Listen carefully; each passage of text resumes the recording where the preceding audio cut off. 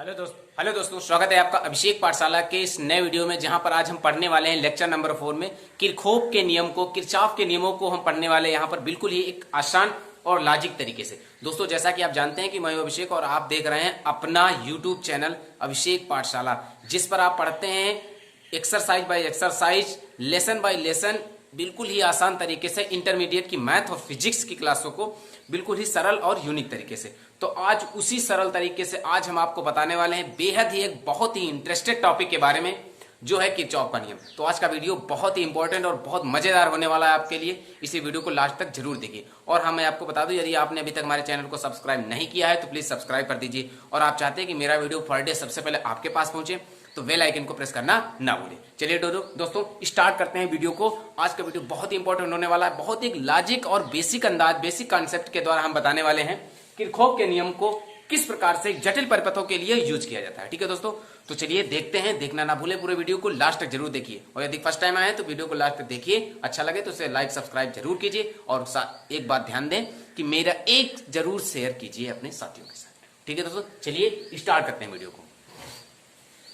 Kirchhoff के नियम है जटिल परिपथों के लिए। किरचॉफ ने या किरचॉफ ने दो नियम दिए। पहले किरचॉफ लिखा जाता था, अब किरचॉफ आ रहा है तो मैं तो किरचॉफ ही कहूंगा। ठीक है, किरचॉफ ऐसे कर सकते हो, ऐसे कर सकते हो, या किरचॉफ कोई भी कर दो, कोई दिक्कत नहीं। ओके, इन्होंने जटिल परिपथों के लिए दो नियम प्रतिपादित किए। अब आप समझ रहे हैं जटिल परिपथ क्या। हमने आपको पिछले वीडियो में बताया है, अर्थात ओम के नियम में बताया कि परिपथ क्या होता है। परिपथ एक ऐसा होता है, धारा का एक ऐसा मार्ग होता है जो सदैव सतत और बंद रहता है। ठीक है, जटिल परिपथ क्या होते हैं, एक ऐसे कुछ ऐसे परिपथ होते हैं जहां पर श्रेणी क्रम और समांतर क्रम में काफी तार लगे हो, वो परिपथ आपका कहलाता है जटिल परिपथ। तो जटिल परिपथों के लिए किरचॉफ ने दो नियम प्रतिपादित किए। इन्होंने बनाया कि जब किसी जटिल परिपथ को ड्रा करना हो, उसके द्वारा हमें बिजली करंट को भेजना हो, तो उसे कैसे यूज करेंगे।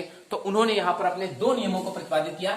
तो प्रथम नियम इनका यहां पर कहलाता है संधि का नियम, यानी जंक्शन लॉ कहलाता है।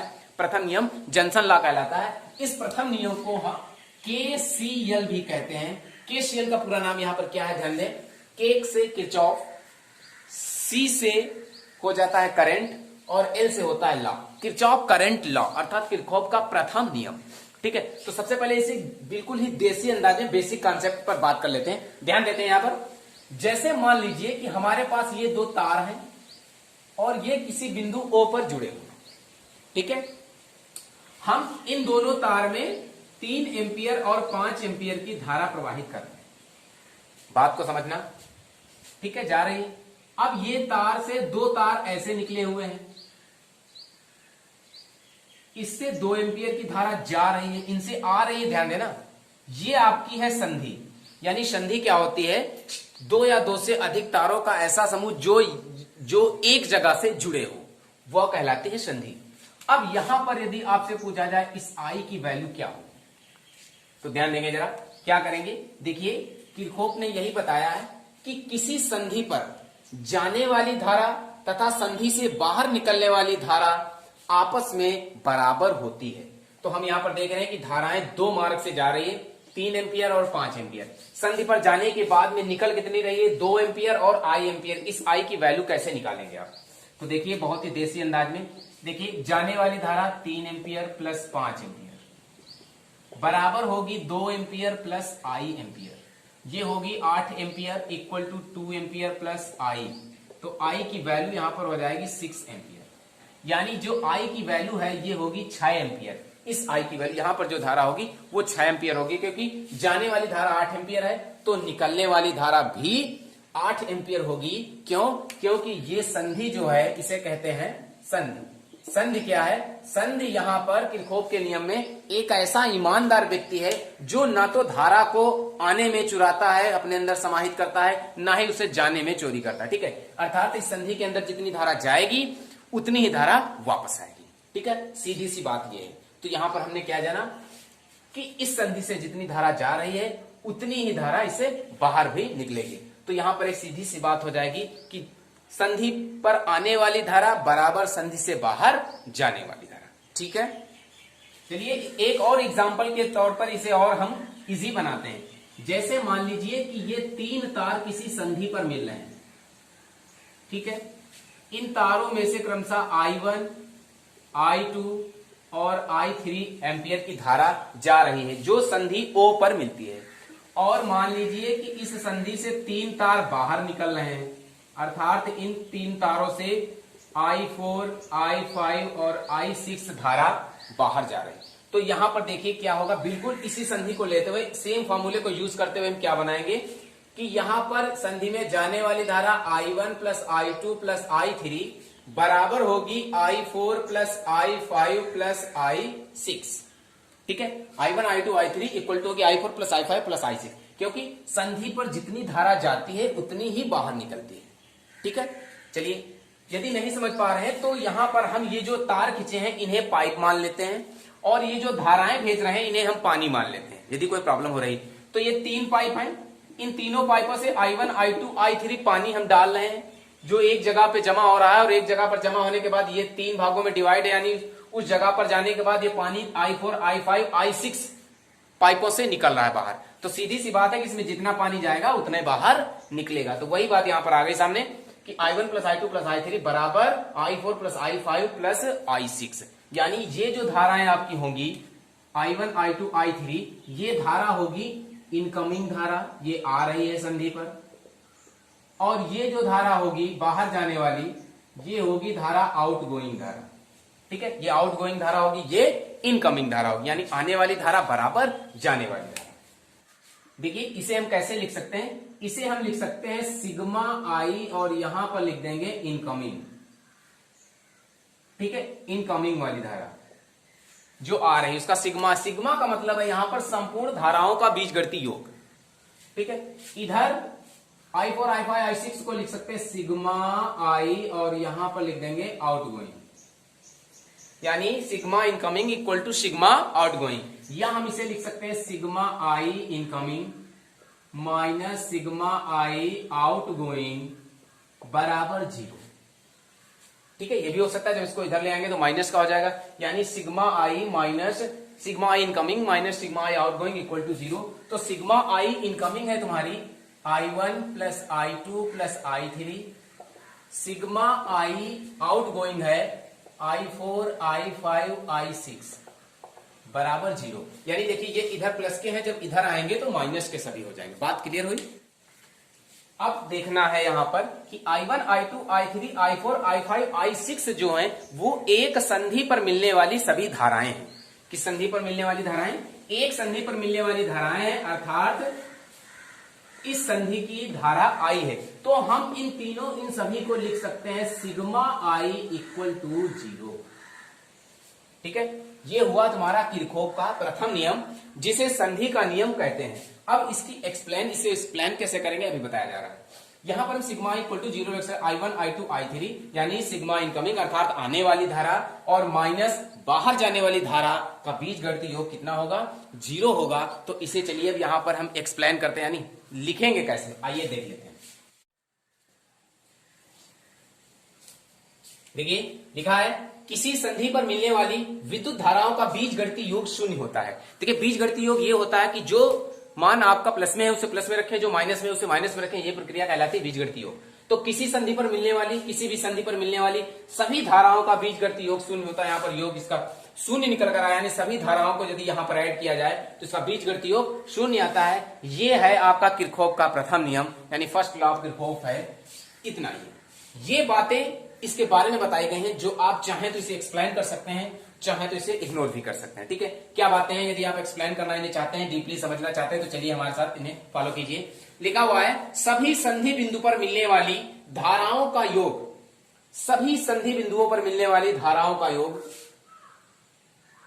संधि से बाहर निकलने वाली धाराओं के योग के बराबर होता है। अर्थात जितनी धाराएं आ रही हैं संधि पर और उतनी जितनी धाराएं बाहर निकल रही हैं, इनका योग जो है आपस में बराबर होता है, यानी I incoming equal to I outgoing. जैसे हमने आपको बताया, आने वाली धाराएं बराबर संधि से जाने वाली धाराएं। ठीक है, यह नियम आवेश संरक्षण पर आधारित है। ये बात बहुत ही इंपॉर्टेंट है, ये वाली इतनी बात, ये नियम आवेश संरक्षण पर आधारित है। इतनी बात बहुत ही इंपॉर्टेंट है। मोस्टली एग्जाम में 1 नंबर के ऑब्जेक्टिव टाइप्स क्वेश्चन में पूछ देता है कि किरचॉफ का प्रथम नियम किस पर आधारित है? तो आवेश के संरक्षण पर आधारित है। अर्थात यहां पर जो आवेश है संधि पर वो सेफ रहता है, ना घटता है ना बढ़ता है। क्यों? क्योंकि संधि जो है वो ईमानदार व्यक्ति है, ना आवेश को नष्ट करता है और न ही वो बढ़ाता है। कहने का मतलब है जितनी धाराएं, जितना आवेश इस संधि पर आने वाला होगा उतना ही आवेश संधि से बाहर जाने वाला होगा। जैसा हमने आपको अभी बताया है कि किसी पाइप में जितना पानी डालोगे उतना ही दूसरे पाइप से पानी बाहर ट्रांसफर होगा। ठीक है, वही बात लिखी हुई है। आगे लिखा है कि किसी संधि पर आवेश संग्रहित नहीं होता। बिल्कुल वही बात बताई जा रही कि कोई भी संधि पर आवेश नष्ट नहीं होता है। संधि आवेश को अपनी ओर खींचती नहीं है, अर्थात संधि आवेश की चोरी नहीं करती है। कहने का मतलब है जितना उस संधि पर आवेश दिया जाएगा, आवेश का मतलब है आवेश के प्रवाहित करने की दर वही होती है विद्युत धारा। अर्थात किसी संधि पर जितनी धारा दी जाएगी उतनी ही धारा उस संधि पर दूसरे मार्ग से निकल सकती है। ठीक है, अर्थात आवेश संग्रहित नहीं करती क्या कोई संधि। अतः संधि पर प्रवेश करने वाले आवेश की दर, संधि से जो आवेश जा रहा है उस पर प्रवेश कर रहा है, संधि से बाहर निकलने वाले आवेश की दर आपस में इक्वल होती है। ठीक है, ओके। तो ये रहा आपका किरचॉफ का प्रथम नियम। अब हम बेहद दोस्तों आशा करते हैं कि आपको प्रथम नियम समझ में आया होगा बिल्कुल ही इसी मेथड से। अब चलो बात कर लेते हैं द्वितीय नियम की। चलिए बात कर लेते हैं द्वितीय नियम की। देखिए द्वितीय नियम को भी एक पहले हम बेसिक कॉन्सेप्ट के द्वारा समझेंगे। मान लीजिए कि हमारे पास कोई ये एक सेल है, ठीक है, इसमें एक कुंजी लगी हुई है और इस सेल में हमने एक प्रतिरोध को जोड़ रखा है। अर्थात इस प्रकार का हमने एक सर्किट तैयार कर रखा है, परिपथ बना रखा है। इस सेल की जो क्षमता है वो है आपकी ई, ठीक है। और हाँ, यहां पर एक बहुत इंपॉर्टेंट बात है कि इसका जो आंतरिक प्रतिरोध है वो है 0, यानी स्मॉल आर जो है ये 0 है। ये जो प्रतिरोध है ये कैपिटल आर है। तो यहां पर देखिए विचार करेंगे, जब हम कुंजी को दबाएंगे अर्थात कुंजी को बंद करेंगे तो इससे धारा बहना शुरू हो जाएगी, आई धारा जाएगी। तो मान लीजिए कि इस सेल की जितनी ताकत है वो सारी ताकत ये दे देगा इस प्रतिरोध को। क्यों? क्योंकि हमने आपको ओम के नियम में बताया है कि जब किसी सेल को किसी वैद्युत परिपथ में स्टार्ट किया जाता है तो उसके अंदर उपस्थित वोल्टेज दो जगह बढ़ जाता है, एक तो बाहर प्रतिरोध के रूप में, दूसरा सेल के अंदर उसके आंतरिक प्रतिरोध के रूप में। चूंकि यहां पर आंतरिक प्रतिरोध 0 है इसलिए ये सेल अपनी सारी ताकत इस आर को दे देगा। ठीक है, तो ये क्या होगा, इसकी जितनी क्षमता होगी उतनी क्षमता यहां पर उत्पन्न विभवांतर की होगी। ये इसके के अंदर क्या है, विभव है, वोल्टेज है। ये वोल्टेज किसको दे रहा है, आर को दे रहा है कि परिपथ यहां पर प्रतिरोध लगा इसे दे देगा। तो यहां पर एक कॉमन सी बात आ जाएगी कि E बराबर V। हमने आपको पिछले वीडियो में बताया है EV तथा स्मॉल आर के बारे में, यानी जो सेल का विद्युत वाहक बल, टर्मिनल वोल्टेज तथा आंतरिक प्रतिरोध। जब आंतरिक प्रतिरोध 0 होगा तो टर्मिनल वोल्टेज और विद्युत वाहक बल आपस में बराबर होंगे। ठीक है, तो ये E दे देगा V को। अब चूंकि ओम के नियम से V बराबर होता है IR, तो यहां पर होगा E बराबर IR। ये आपका एक कॉन्सेप्ट तैयार हो जाएगा। ठीक है, ये हो जाएगा E बराबर IR। यदि हम IR को इधर ले जाते हैं तो हम पाते हैं E minus IR equal to 0। अर्थात किसी विद्युत वाहक बल और उसमें उत्पन्न वोल्टेज का आपस में बीजगणितीय योग कितना होगा, 0 होगा। ठीक है, अब समझते हैं आगे क्या। अभी हमने यहां तक एक सेल जोड़ी थी, अब हम यहां पर जोड़ना चाहते हैं दो सेलों को।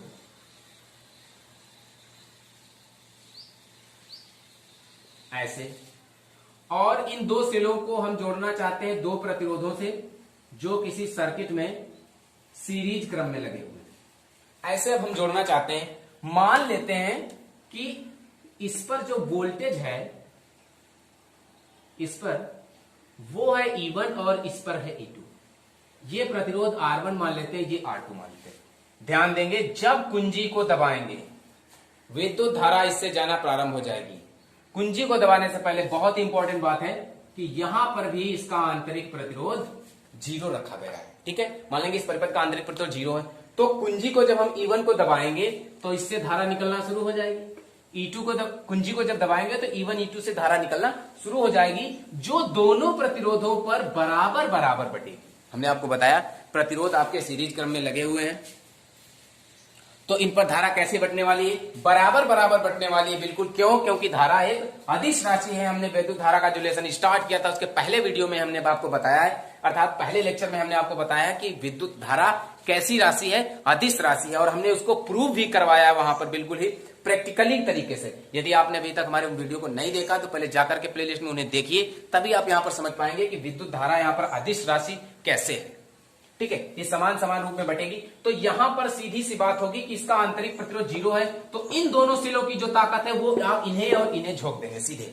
जैसे इस सेल ने इसे दे दी थी ताकत, सेम उसी प्रकार ये दोनों सिलें इन दोनों को ताकत दे देंगे। तो यहां पर क्या बनेगा, यहां पर बनेगा इन दोनों का योगफल अर्थात E1 प्लस E2 बराबर होगा V1 प्लस V2, अर्थात इनका जो वोल्टेज होगा अपना अपना वो उसके योग के बराबर होगा। ठीक है, क्यों बराबर होगा, क्योंकि बच्चा इस परिपथ का जो आंतरिक प्रतिरोध है स्मॉल r है वो है यहां पर 0 आपने मान रखा है। तो देखिए यहां पर एक सीधी सी बात आपके निकल कर आ जाएगी, क्या कि E1 प्लस E2 बराबर V1 प्लस V2। तो ये बनेगा E1 प्लस E2, V1 हो जाएगा IR1। भाई V1 पर जो करंट आ रही, जो वोल्टेज है वो IR1 अर्थात ओम के नियम से, और V2 पर जो होगा वो होगा IR2। सीधी सी बात है, आराम से समझ लो। तो देखिए क्या बनेगा, IR1 IR2। हमने आपको यहां पर बताया कि सेल में जितनी ताकत है वो अपने प्रतिरोध को दे रहा है वोल्टेज के रूप में, यानी जितना यहां पर E है उतना ही यहां पर V है।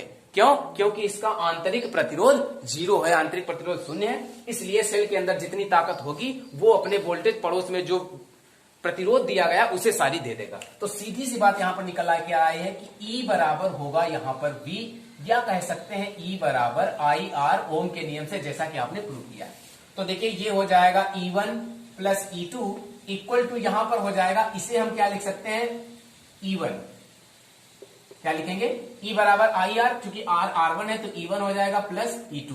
तो इन दोनों को इधर लाएंगे तो E1 plus E2 minus E1 minus E2 बराबर 0, अर्थात इसका जो टोटल विभवांतर होगा वो आपका क्या हो जाएगा, 0 हो जाएगा। अर्थात किसी भी परिपथ में विद्युत वाहक बलों तथा उस पर उत्पन्न वोल्टताओं का बीजगणितीय योग क्या होता है, 0 होता है। यही है आपका किरचॉफ का द्वितीय नियम, जिसे लूप का नियम कहते हैं। हम इसे एक सर्किट कह सकते हैं, परिपथ कह सकते हैं, और एक बंद लूप भी कह सकते हैं, इसलिए इसे लूप का नियम कहते हैं। ठीक है, और यहां पर एक बात बता दें कि ये नियम जो है अर्थात द्वितीय नियम, लूप का नियम, सदैव विद्युत बंद परिपथों पर लागू होता है। बंद विद्युत परिपथों पर यह नियम लागू होता है, किसी भी खुले सर्किट पर लागू नहीं होता। यदि हम इस सर्किट को कहीं पर खोल देंगे तो विद्युत धारा का गमन नहीं हो सकता, अर्थात इसकी जो वोल्टता होगी इस पर नहीं पहुंच सकती, इसलिए यह नियम सदैव बंद परिपथों पर ही लागू होता है। तो चलिए अब देख लेते हैं द्वितीय नियम क्या है, इसका हिंदी एक्सप्लेनेशन क्या है। चलिए यहां पर देख लेते हैं बिल्कुल ही सरल तरीके से। आइए देखते हैं क्या है। देखिए इसका एक ऐसा कॉन्सेप्ट है, इसके द्वारा हम आशा करते हैं कि आप बहुत ही इजी तरीके से समझ पाएंगे। लिखा है किसी बंद लूप में, ये ले लीजिए या ये ले लीजिए, प्रतिरोधकों पर वोल्टताओं का बीजगणितीय योग। प्रतिरोध कहां पर है, यहां पर मान लीजिए ये R1 है, ये R2, ये दो प्रतिरोध है, इन पर जो वोल्टताएं हैं अर्थात V1 V2, इनका क्या बीजगणितीय योग यानी V1 प्लस V2, उस लूप में स्थित विद्युत वाहक बलों। इस लूप में विद्युत वाहक बल कितने हैं, 2 हैं। कितने, कौन कौन से हैं, E1 E2 के बीजगणितीय योग, इनका बीजगणितीय योग क्या होगा, E1 प्लस E2 के बराबर होता है। अर्थात ये रूल्स आपका निकलेगा यहां पर। ठीक है, क्या निकलने वाला है कि V1 plus V2 equal to E1 plus E2, या हम कह सकते हैं कि E1 प्लस E2 बराबर V1 प्लस V2। किसी बंद लूप में प्रतिरोधकों पर वोल्टताओं का बीजगणितीय योग उस लूप में स्थित विद्युत वाहक बलों के योग के बराबर होता है। यह है आपका किरचॉफ का द्वितीय नियम, जिसे लूप का नियम भी कहते हैं।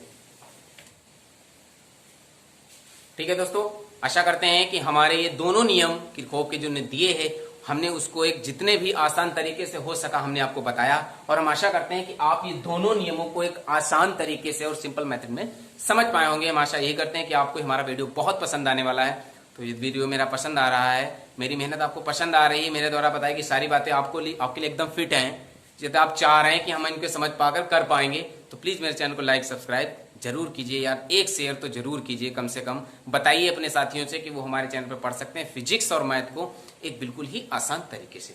हम आपको देते रहेंगे इसी प्रकार से लेसन बाय लेसन कुछ इंपॉर्टेंट टॉपिकों को एक बेहद ही आसान तरीके से। बहुत मजा आने वाला है मेरे हर वीडियो में, तो प्लीज मेरे को देखते रहिए। और हाँ, आप चाहते हैं कि मेरा वीडियो आपके पास पहुंचे तो साथ ही साथ सब्सक्राइब करने के साथ बेल आइकन को भी प्रेस करना ना भूलें, ताकि मेरा नोटिफिकेशन वीडियो का सबसे पहले आपके पास पहुंचे। फिर मिलते हैं आपको एक नेक्स्ट क्लास में कुछ इंपॉर्टेंट टॉपिक या कुछ ऐसे क्वेश्चंस को लेकर जो जिसके एग्जाम में आने के ज्यादा चांस हैं। तब तक के लिए थैंक्स, बाय।